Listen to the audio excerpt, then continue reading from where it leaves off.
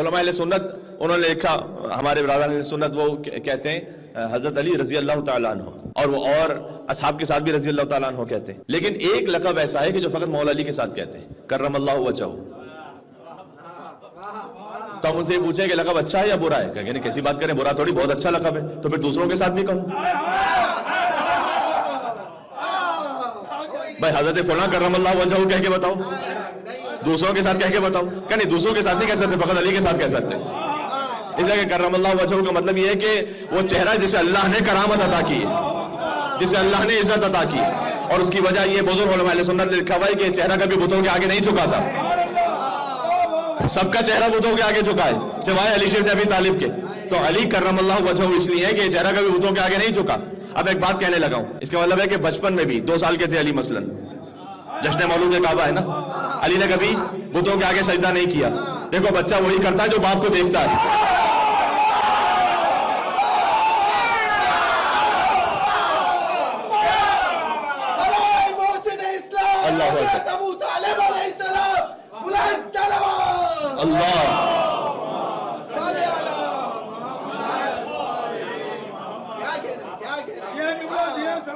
دیکھیں جشن ایک روحانی اور نورانی کیفیت میں ہے، تو بچہ وہی کرتا ہے۔ میں بالکل عام سطح پہ بات کر رہا ہوں اس وقت، مسلمانوں کی سطح پر، کہ بچہ وہی کرتا ہے جو باپ کو کرتا ہوا دیکھتا ہے۔ تو دیکھو اب 2 ہی صورتیں، رائے فرار ممکن نہیں، یہاں سے فرار کرنے نہیں دوں گا، میں ان سے کہہ رہا ہوں 2 ہی صورتیں بچتی ہیں۔ علی نے کبھی بچپن میں بھی بتوں کے آگے سر نہیں جھکایا، تو یا تو علی کو امام مانو کہ علی 1 سال میں بھی جانتے تھے، 2 سال میں بھی جانتے تھے کہ بتوں کے آگے سجدہ حرام ہے، یا تو علی کو امام مانو، اور اگر علی کو امام نہیں مانتے تو ابو طالب کو مومن مانو۔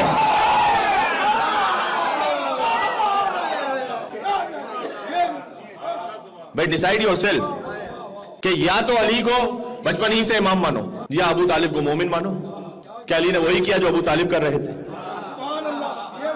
ہائے ہائے ہائے، اب میں تاریخ کیا اس بات میں کھولوں، لیکن اتنا ایک فقرہ کہہ دوں گا کہ جب علی کی والدہ کعبے کے اندر گئیں، سارا مکہ اٹھ کے آ گیا تھا پریشان ہو کر، نہیں آئے تو ابو طالب نہیں آئے، وہ جانتے تھے کہ منصوبہ الہی ہے یہ۔ اب یہاں دیوار ہے، یہاں اب فرض کیجئے کہ دیوار یہ خود بخود ٹوٹنے لگے، اچھا یہ دیوار گر جائے تو یہاں جشن ہونا مشکل ہو جائے گا، صحیح بات ہے نا؟ وہاں دیوار کعبہ شق ہو رہی ہے، اور مولا علی کی والدہ اس کیفیت میں ہے کہ ابھی وضع حمل کا موقع ہے۔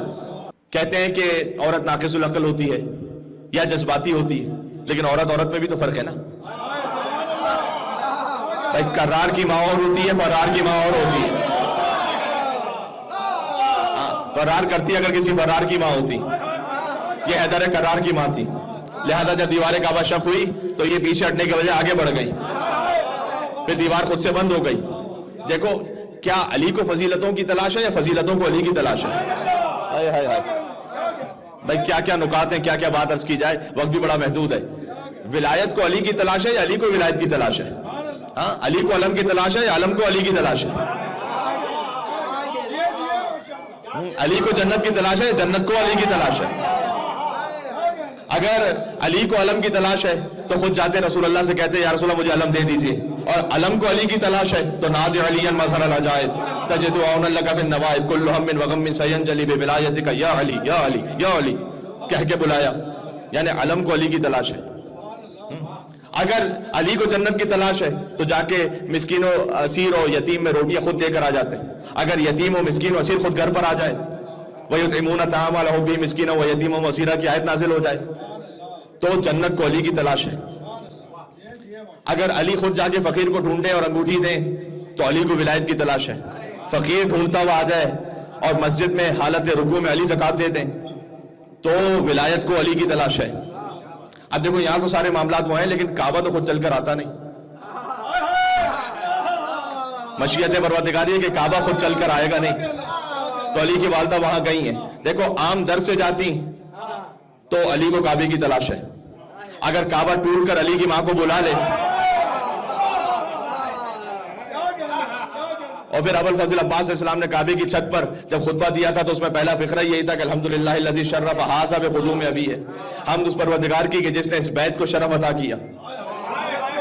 ہائے ہائے ہائے، کیا میں کوئی خطیبانہ رنگ آمیزی تھوڑی کر رہا ہوں آپ کے سامنے یہاں پر؟ حمد اس پروردگار کی جس نے اس بیت کو شرف عطا کیا کہ حسین کے بابا کے قدم کعبے میں آ گئے. من کان بلمس بیتن اصبح قبلتن, کل تک جو فقط گھر تھا وہ قبلے میں بدل گیا.